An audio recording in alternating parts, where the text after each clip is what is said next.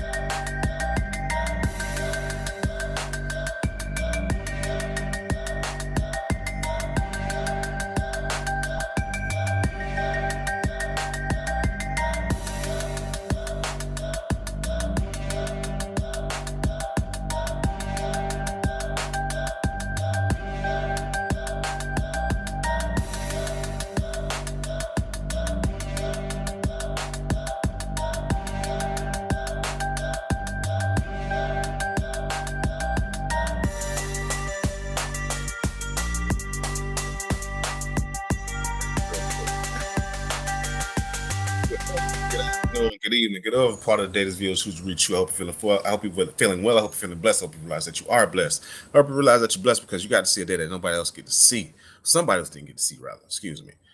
Excuse me. Oh man. It is I, your humble, gracious, and ever so handsome host, the political crash out, Vaughn P. Today, let me get my notes up here. We're going to talk about some interesting topics here today. It's going to be sort of a Florida-based podcast, if you will, or stream, if you will, because everything pretty much has something to do with Florida. Even the big, beautiful bill that I want to talk about. The big, beautiful bill that just got signed into law by Trump, technically on Monday, because Friday was a holiday, and you can't really do much, business work on Friday, on the holiday rather. So, yeah, that just got signed in law. And while I did focus on the Medicaid and Medicare cuts and social service cuts, I really didn't jump into too many other parts of the bill. And I didn't feel like I did the bill much justice. So I wanted to just go back and touch on some of the things that are in that big, beautiful bill, or one big, beautiful bill, as Trump likes to call it, and highlight what's going on in it and some of the things that will impact us and the aspects of our life that we actually give a fuck about. Mainly the housing and the rental market, especially in the state of Florida, coming off of our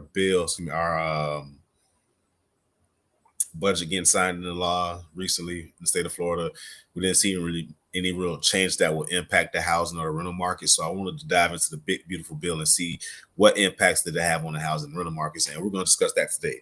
We're also going to discuss that Kodak Black actually got the keys to Pompano Beach. As crazy as some things he may do are, you can't take away his philanthropic, actions. You know, he has given a lot of money and time and energy and effort and services back to the city of Pompano Beach, and he was recognized for that. So we're going to talk about that a little bit. Rent price control bots. Going into the big beautiful bill, I uncovered one thing that I was like, "What the fuck is this?" So we're going to talk about that thing. And I'll say, "What the fuck is this?" We're going to talk about the Supreme Court telling state of Florida basically that they overstepped their boundaries when they were trying to enforce some immigration laws. We'll get into that. And probably the one thing that probably brought you today is, why am I asking myself, am I transphobic? It's not in the sense that you think it is, but when we get to it, I'll let you know exactly what I mean. I don't think I am, but I'm gonna keep it a buck. I don't know about this one, because when it comes to individuals that live alternative lifestyles, I really don't be knowing the fuck what is, status quo, what is acceptable, what is unacceptable. I don't be knowing what the boundaries is. So I just be like, all right. So getting back to it, first thing I want to jump into is Kodak Black receiving the keys to the city. For that, we're gonna go ahead. I like to share my screen with y'all sometimes. Let's go ahead and share our screen. My boy Kodak Black yesterday got the keys to Pompano Beach City. It was a joyous time in that city hall chamber. As you can see on Kodak Black face, and the mayor's face, and that old white man in the back face, he was having a time. I don't know if they really realized who they was inviting up there, but if they're expecting Kodak Black to come up there and be real chill, they were expecting the wrong motherfucker to walk up in that goddamn chamber that day. As you can see through some of these pictures, let me go through these pictures that's on the screen here. Kodak Black. This picture right here says all. It says it all. Kodak Black. Oh, Lord have mercy. There you go. Kodak Black was so goddamn happy to get the keys to the city. I don't know if he was on drugs or any type of anything. I hope he wasn't, but that is the face of pure happiness. It may be a little bit of dope. I don't know. But I congratulate my boy, man. He was out there. He had his family out there with him. He pulled up in this Kodak Black, type mobile, as he would. But it was a lot of love from the city of Pompano Beach for Kodak Black that day. A little white lady bought him a cake. He was happy. A lot of the cities showed up. So this might have been the most individuals that came to a city council meeting in the city of Pompano Beach in a very long time. If I was them, I would be inviting Kodak Black, Nava, Suki, or whoever else that be hanging out in Pompano Beach that got some type of clout or type of following. Because this is the type of shit you get. You get good response when you got these motherfuckers coming to when you got people like that coming to your meeting. Because I guarantee they ain't had that many people come to a meeting in a long fucking time. As you can see, Kodak Black was surrounded by his family.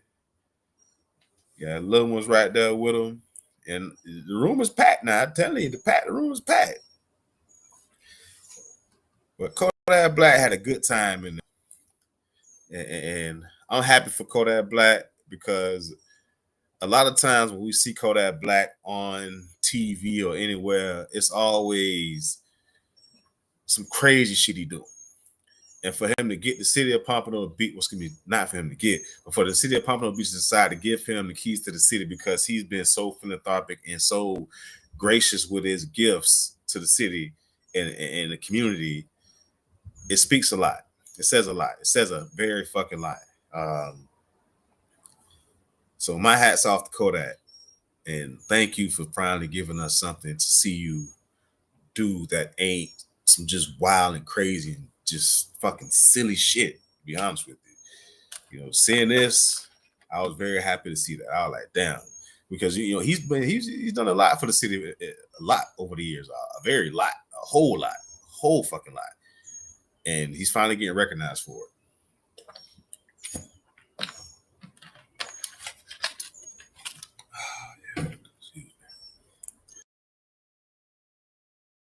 No, we ain't going back to the countdown. Now, one of the other things I wanted to talk about today was the big beautiful bill and how it pertains and plays on the housing market and the rental market, especially in the state of Florida. Let me pull up my notes here. Let me pull up my motherfucking notes here. I ain't gonna get to the big beautiful bill. It on the surface, it seems like it does a lot for the housing market, but it really depends on how much you make and where you are at in that housing market. To be honest with you, because there's a provision, there's a part in the big beautiful bill that provides, I think it's 50, where is it? Yeah, 50,000 new affordable rental units by the year 2035. It sounds good until you look at the date. Today is July 10th, 2025. And we're going to see 50,000 new units over the next 10 years.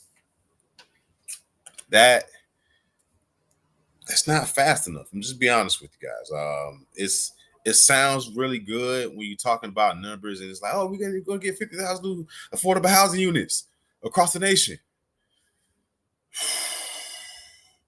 So let's break that down. If we got 50,000 new units, that's 1,000 units per state over the next 10 years. 50,000.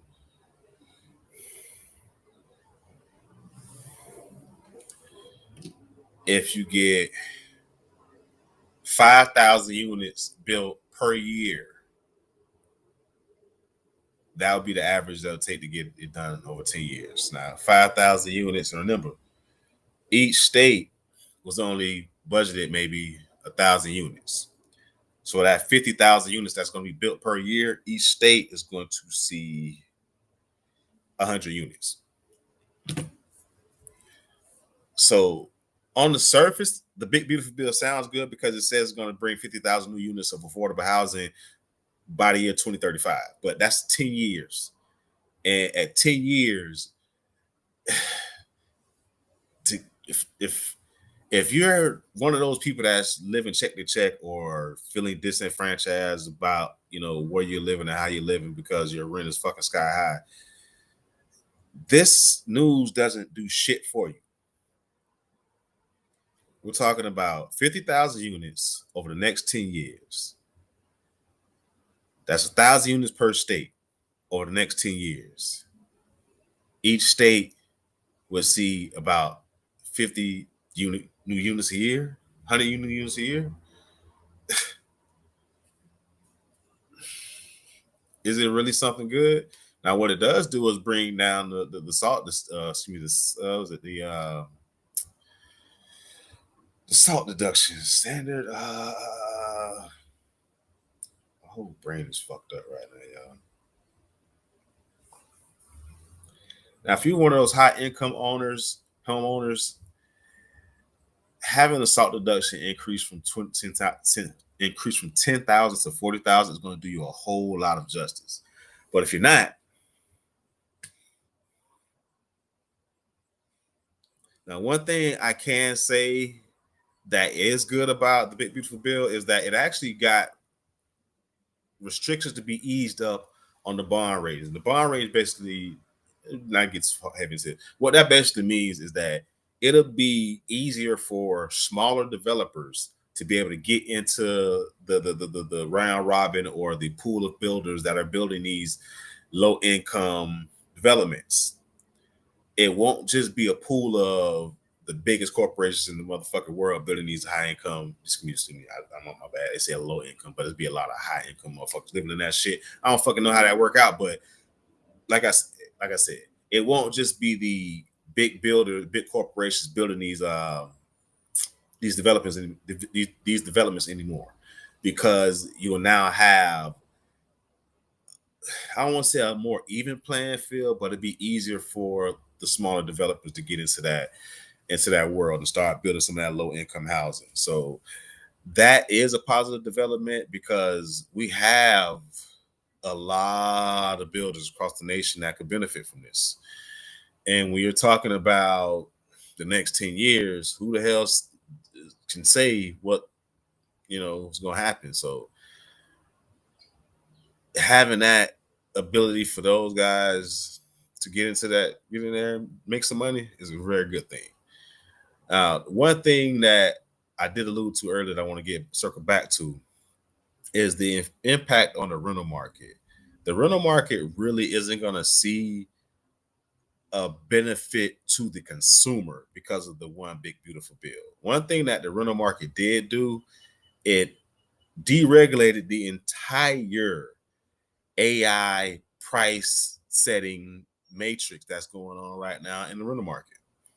You have a lot of excuse me. You have a lot of AI powered.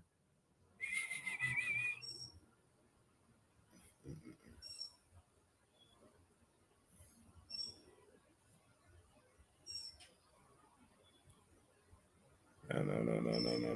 Here we go.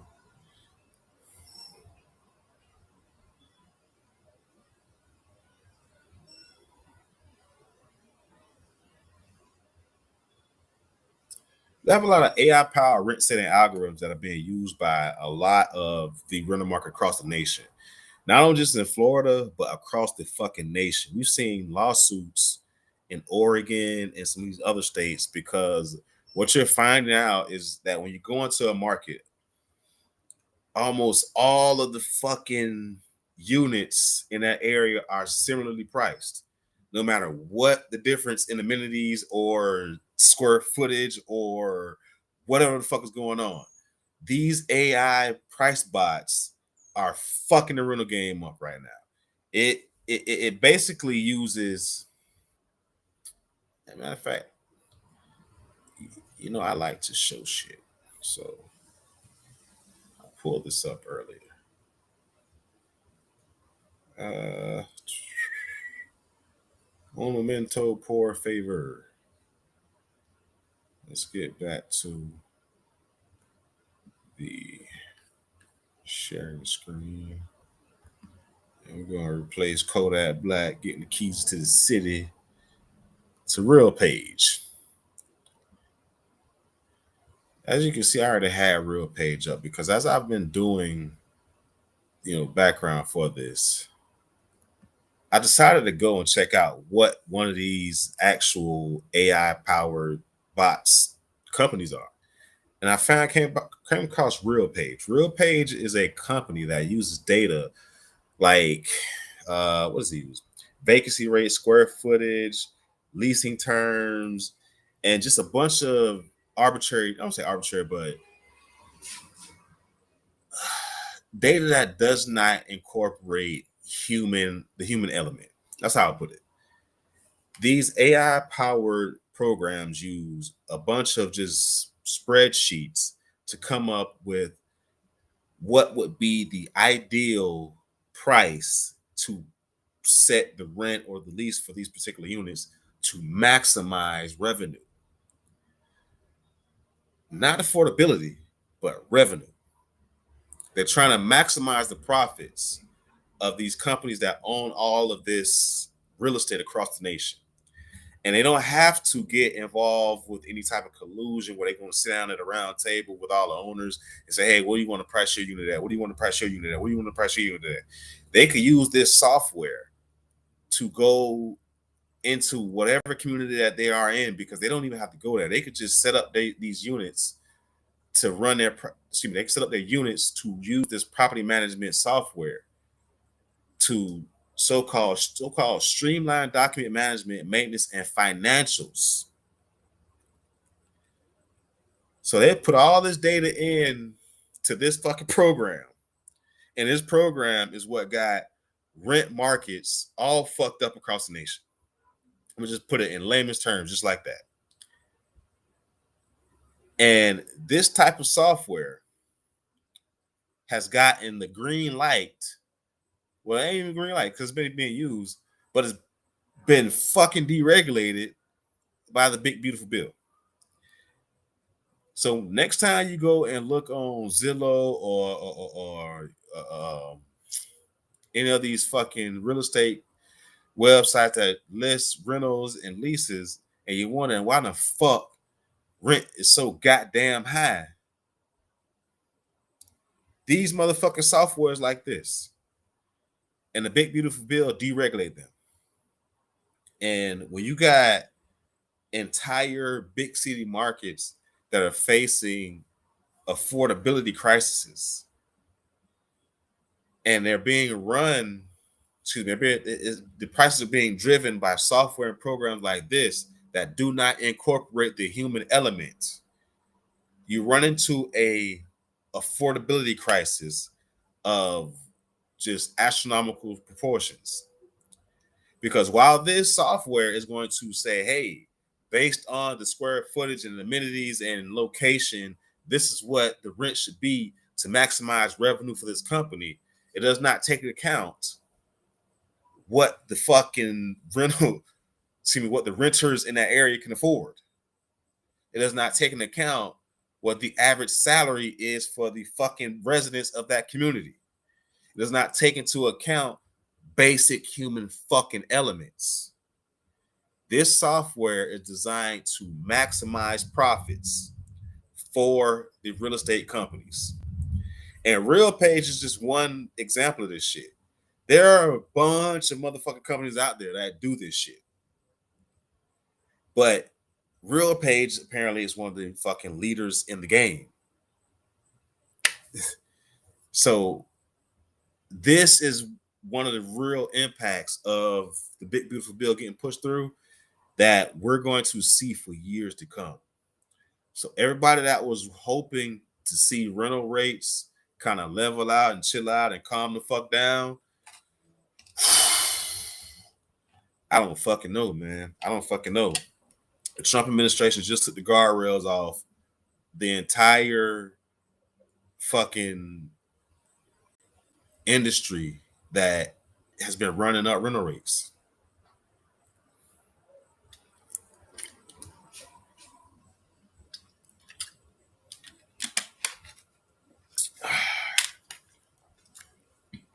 Shit is crazy how Skynet is really fucking come alive. Like Skynet is really fucking up here.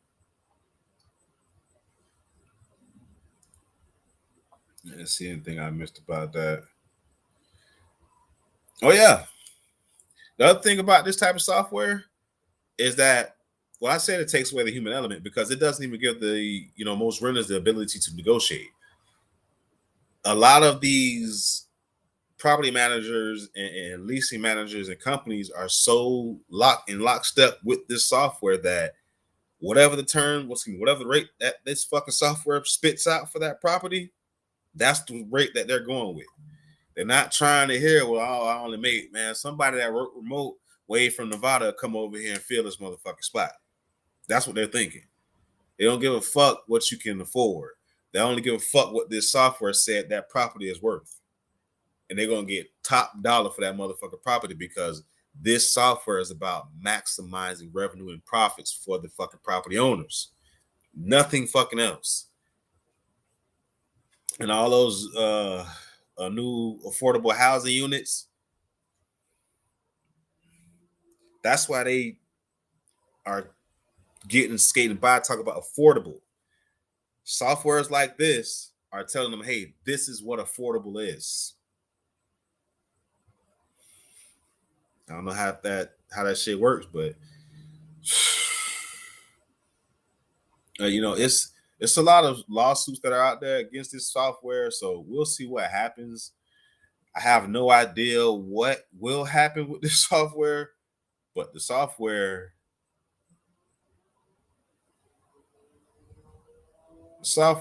is fucking shit up. I'm not even gonna fucking lie.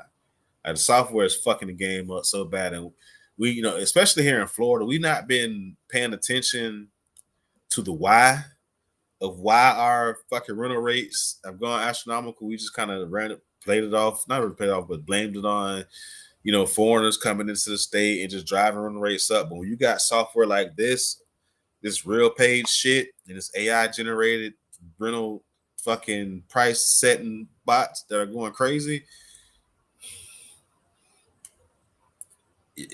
and the big beautiful bill just ran crazy on it. It's now, it ain't no fucking, ain't no going back. Just say it like that. Ain't no going back. All right, so want to touch on the Supreme Court recent rulings as well. Supreme Court recently told Florida that it cannot enforce any of these new immigration enforcement laws that they've set arbitrarily, saying, "Oh, we're trying to help the federal government help enforce immigration." If you don't know, the Florida state, Florida made it illegal for illegal immigrants to enter the state of Florida. Not only does that law basically step on the federal law that says you can't enter America illegally, because last time I checked, the great state of Florida was a part of America. So if you enter Florida, you're in America, and that federal law is going to get broken. So federal law supersedes state law. So Trump checkmate his ass. That's basically what happened. And the state of Florida has been trying to, I ain't even state of Florida, Ron DeSantis has been doing all type of weird shit, trying to get motherfuckers on his dick. And he's basically taking the Trump approach to a lot of it. And the Trump approach only works for Trump, apparently, because Ron DeSantis is being called out and fucked up every step of the way. I'm waiting right now for all this alligator Alcatraz shit to just blow up in his fucking face. Like, it's already a shit show down. This motherfuckers had a press conference before it opened, and that shit flooded during the press conference because it rained very fucking hard. We're at the beginning of the hurricane season in the state of Florida. We get a category 2 storm. Fuck, we get a tropical storm that come through that shit. We're going to see some fucking changes to alligator Alcatraz real quick. Most likely that shit going to get shut down because it's going to be flooded the fuck out. And you might have a motherfucking, let me not say that. So, our words have power, and I don't want to speak that into nobody's life or afterlife. But Supreme Court told state of Florida to slow your fucking roll. It's something that it goes without being said. Like, the thing about Ron DeSantis is that, like I said, he was trying to do shit to get people on his dick and trying to get that MAGA crowd on him. And he was trying to basically weaponize the police force in the state of Florida and our corrections officers to enforce immigration law. And that's what we have federal immigration officials for. That's what we got ICE agents for. That's what we got Department of Homeland Security for. Those are the people that go out and arrest the illegal immigrants. You cannot put the Dade County Sheriff's Office or the Broward County Sheriff's Office or the Leon County Sheriff's Office on the front lines of this immigration battle, Ron DeSantis. It does not work like that. That's what we have ICE and DHS for. And the Supreme Court reiterated that point and said, "Hey, Ron, chill the fuck out." It's amazing the lengths that people will go to try and push a political narrative, but at this point in the game, I'm not even surprised at half the shit that I'm seeing right now. Like, I am not, because if you've been paying attention to politics, this shit has been going on this trajectory for years now. Ever since Barack Obama got elected president, we've seen politics get just fucking disgusting and ugly. Like, it has just thoroughly just shitted the bed. Like, just diarrhea shit all over the fucking place. And like I said, it started with Barack Obama becoming president. Trump started this whole birther movement, wanted to see the man birth certificate. We had people cussing and fussing at the man in chambers. Like, it just got ugly. We seen the birth of Black Lives Matter under Barack Obama. People forget that Black Lives Matter did not start as just some fucking, just hashtag. It started as a response to the increase in violence against black and brown people while Barack Obama was president. That's the whole reason Black Lives Matter started. To remind you, hey, Black Lives Matter, because they're killing a lot more of us because this man got elected president. That was the whole creation of it. Now, what it evolved into or devolved into or became, I really don't give a fuck about that. I really don't. But that whole notion, just that Black Lives Matter started under Black president, shows you the trajectory that we were going on with politics. And it got, like I said, got uglier and uglier and uglier, uglier, uglier, uglier, uglier, to the point where we're at now, where we got concentration camps being built in the Everglades. If these motherfuckers was able to build a functioning detention center in the Everglades in 8 days, why the fuck we got a housing crisis in the state of Florida? What the fuck? Like, what the fuck? What in the entire fuck? What the hell? What the hell? What the hell on? What the hell What the hell Murphy? What the hell all that bullshit? Like, seriously. All right, speaking of what the hell, the main point I wanted, the conversation I wanted to have, the main conversation that I wanted to have today was, am I transphobic? Now, background. I do believe in the notion of live and let live, and you can fuck whoever the fuck you want to fuck. As long as you ain't trying to fuck me, I really don't give a fuck. That's really how I look at a lot of sexuality and the whole LGBTQ, all that. Yeah, I'm going to transfer these damn files that I had. It's just how much thought I put into this stream today. Because I don't really give a fuck about who people are fucking or sucking or doing well the fuck they doing it with. But where are my notes on this? There we go.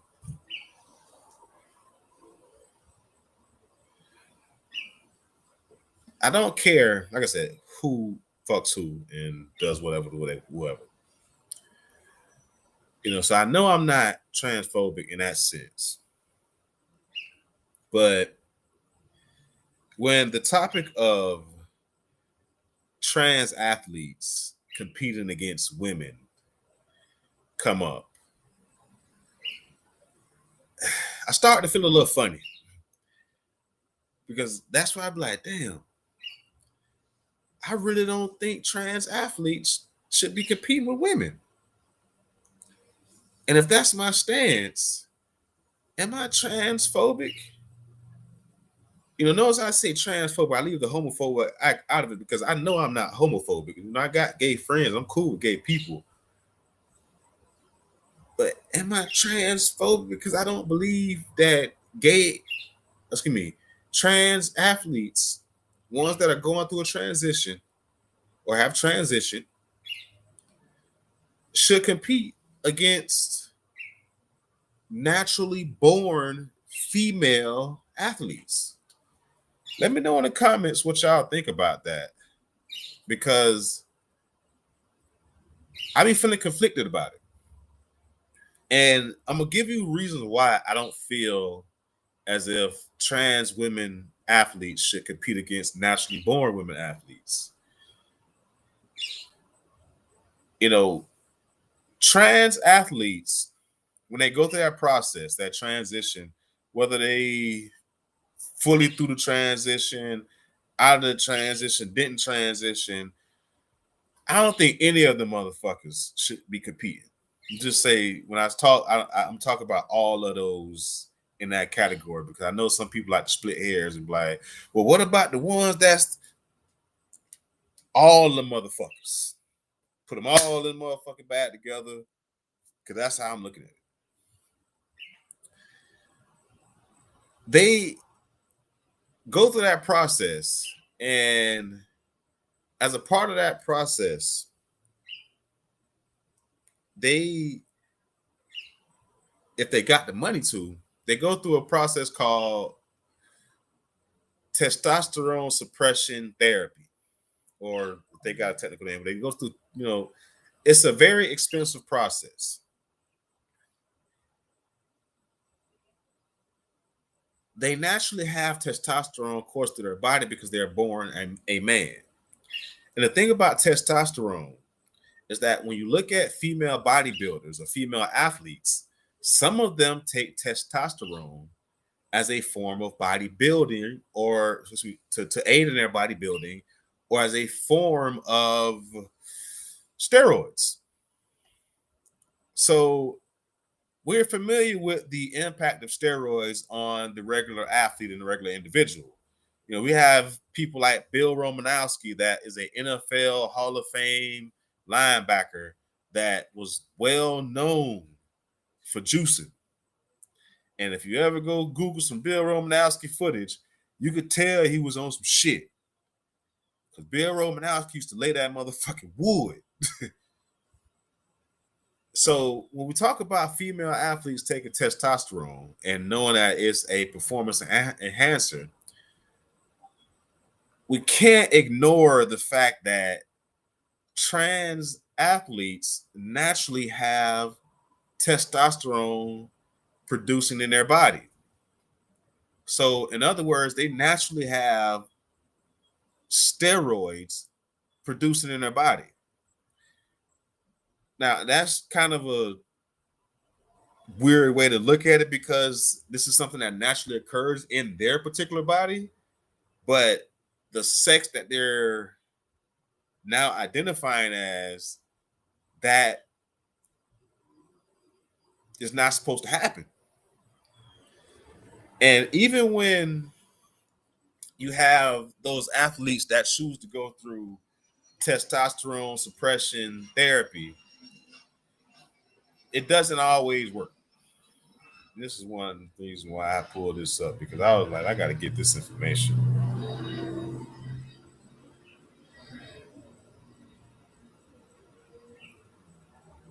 Studies show that only about 25% of transgender women are on standard regimes to fully suppress testosterone to a level of 50 ng/dl.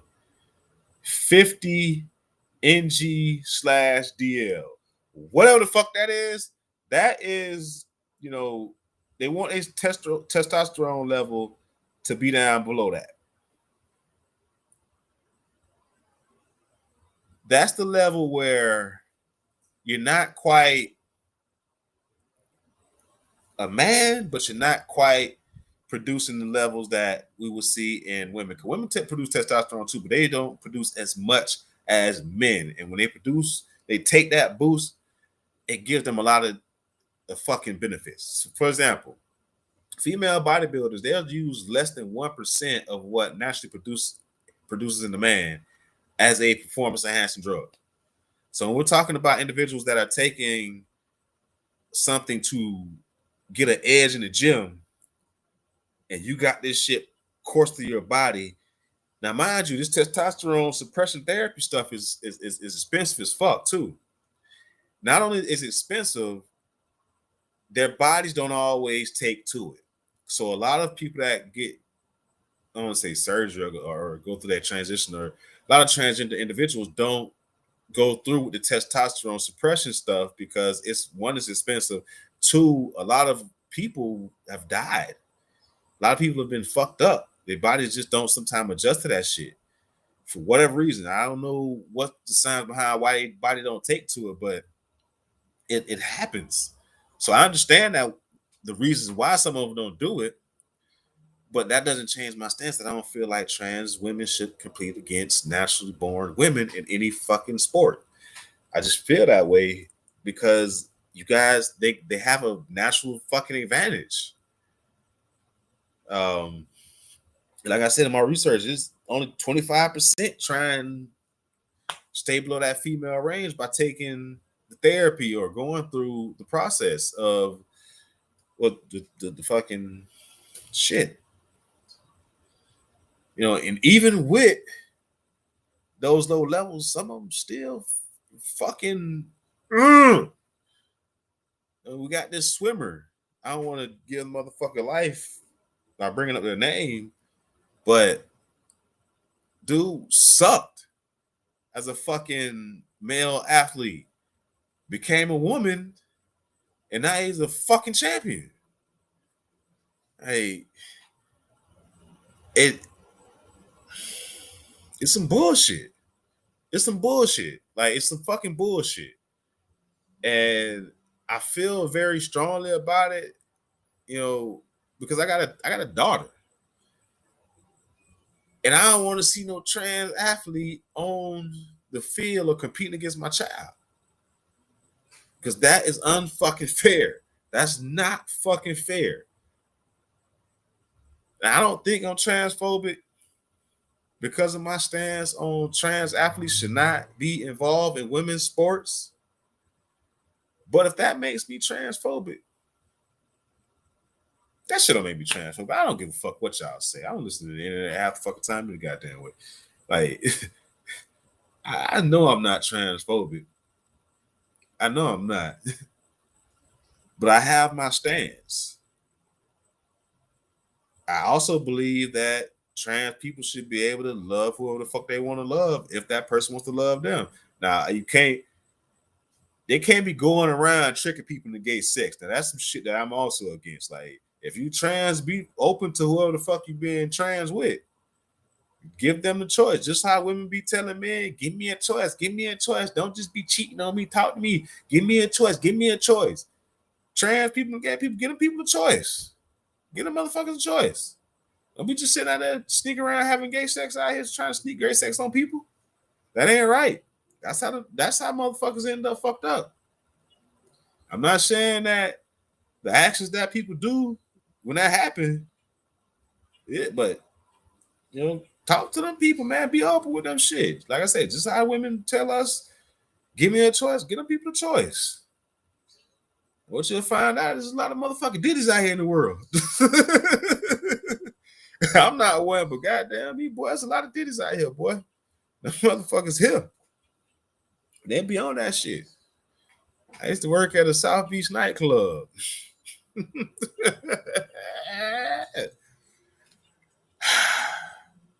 It was cool with a lot of trainers. That's why I feel conflicted about my position. And I had to ask the question, am I transphobic? Because I've known some cool ass trans people. I had a story, one dude, I was working at his door at the door of a nightclub on South Beach. And a group of women walk up. I say, hey ladies, how y'all doing? Greet them. I say, can I see your IDs, please? They give me their IDs. Looking at IDs, I'm like, okay. I get one ID. Like, man, why you giving me a brother ID, man? Give me your ID. What the hell going on, man? Give me where your ID? This your brother ID. Not really even thinking. Motherfucker lean in on me. It's me. I'm like, oh shit. Come on in here. Man, they all bust out laughing. Me and dog became real cool. Like I did not. That shit was funny to me. I was like, oh shit. I was not expecting that.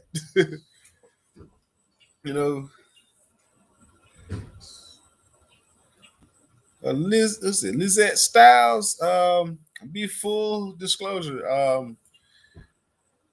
You may love LGBTQ podcast. See how I had to lean in on the letters right there to make sure I got the letters right, because I know, and you typed them letters in there. I know we missed some letters too. You're gonna get me canceled because we missed some damn letters and symbols and signs. Don't get me canceled by trying to set me up by saying not sending enough letters and shit too.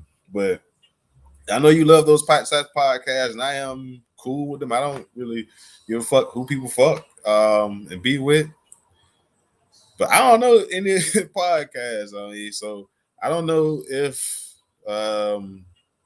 there's a special space in TikTok or the YouTube sphere, like gay talk or something shit like that. I don't know. I'm pretty sure there is. Like, there's avenue for fucking every goddamn thing out here on the internet. The internet got a fucking hashtag for every fucking thing. But you know what? What is all the letters though? Like, I came up in the era. I'm born in '84. I came up in the era where we had gay people. I know I'm probably not being politically or socially correct or acceptable right now by saying that, but we had gay people when I was coming up. Now we got LGBTQ. I think there's an S in there somewhere. I know there's a plus. I know there's a fucking plus in there too. But I know some other letters in there that I don't even fucking know. But I know some letters that we missing. She trying to get me canceled before I get on. But I'm an ally if you get. That's what it's called. I don't have any animosity towards gay people or trans people. I just have that one fucking view that I don't think I don't think trans women should compete in naturally woman. You see, I'm some of my words. I'm trying to get this shit right. I don't think trans women should compete in naturally born women's sports. Now, if that calls for that it become a trans league out here, Bruce Jenner, get on your shit. That could be an opening. Bruce, get on your shit, man. Like, you got some trans brethren and sisters that want to compete. And there's a big controversy about allowing them to compete in certain sports. So, Bruce, fill the gap, bro. Sis, whatever you identify as today, I'm not sure. I do apologize if I got his what's it called? Pronouns wrong.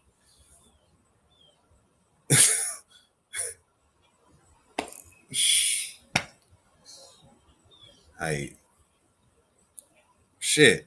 Me calling him Bruce is fucked up too, huh? Caitlyn, get on your shit. Caitlyn Jenner. Fuck. See, I was born in a time where I don't even that all this shit is brand new to me.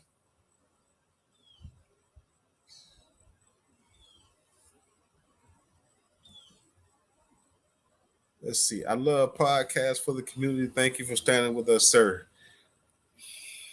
Junior Red, I salute you. Thank you for tuning in and saying that.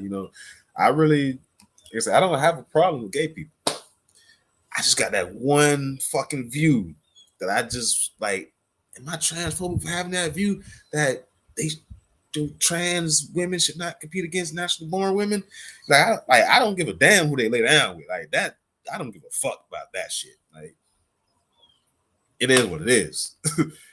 But like, just that level of testosterone that is naturally pumping through a trans athlete's body, it acts as a natural fucking performance enhancer against those women that don't have that.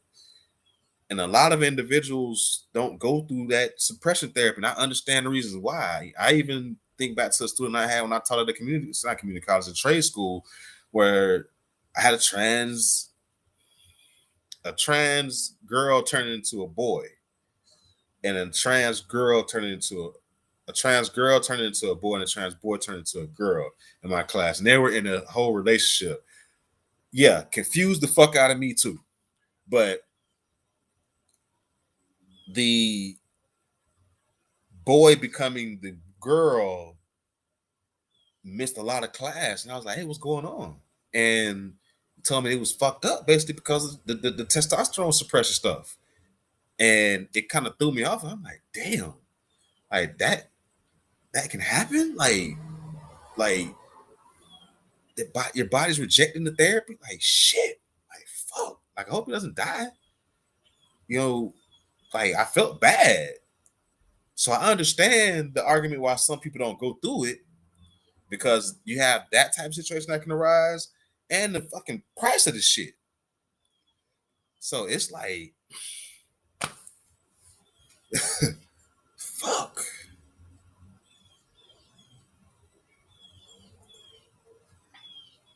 Sure, share this whatever you want to share. I don't really care. I'm all for it.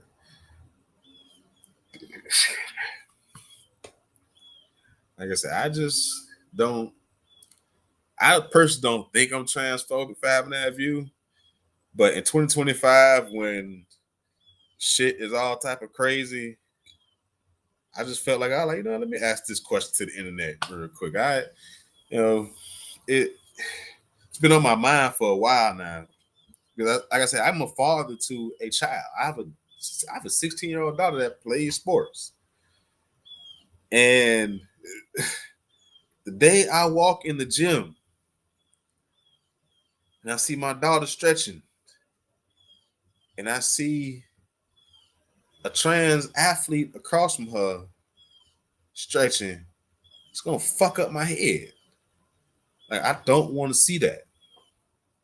Because no matter how much I train her and she trains, that shit is not going to prepare her for a motherfucker trying to steamroll that shit. Like, have you ever heard you cute? Now, this is how comfortable I am with my sexuality. I'm pretty sure this is a guy. But yes, I have heard I'm cute.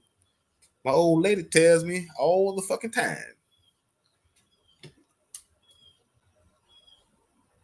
I ain't gonna show her on the stream, but she tells me all the damn time.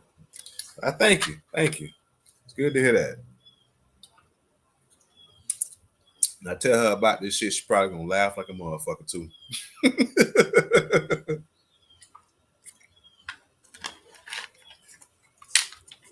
Oh man. Oh man. Oh man. But I don't think I'm transphobic, y'all, just to say that unequivocally, because I don't want any blowback from anybody that may be tuning in to the stream at any given point in time. Like, I don't think I'm transphobic, but I do hold that view that I don't think that trans women should compete with natural born women. I don't get, like I said, I don't give a damn who they have sex with. I don't give a damn who they do their thing with. It really don't matter to fucking me. Interesting story about me and gay people. This is how cool I am with gay people. My stepsister is a gay woman. She's not trans. She's straight up gay. She taught me how to fight. Mm-hmm. I learned how to beat motherfuckers up sometime within an inch of their goddamn life from a gay woman. And I love her to death. You know, we butt heads, but I love her to fucking death. You know? I beat a motherfucking head in by her at this point in my life too. Shit. Gotta use those skills that she taught me. And she taught me never to let the motherfucker play with me either. Like, don't let a motherfucker try you. Don't let the motherfucker, like, I think I react the way to disrespect now because of the way lessons and shit she instilled. Like, nigga, don't ever let the motherfucker play with you. Don't, nigga, beat their motherfucking ass. And to this day, I will not let the motherfucker play with me. But I learned that from a gay woman. I still hold that motherfucking view that trans women should not be competing with naturally born women. I don't give a damn if it's a gay woman or not.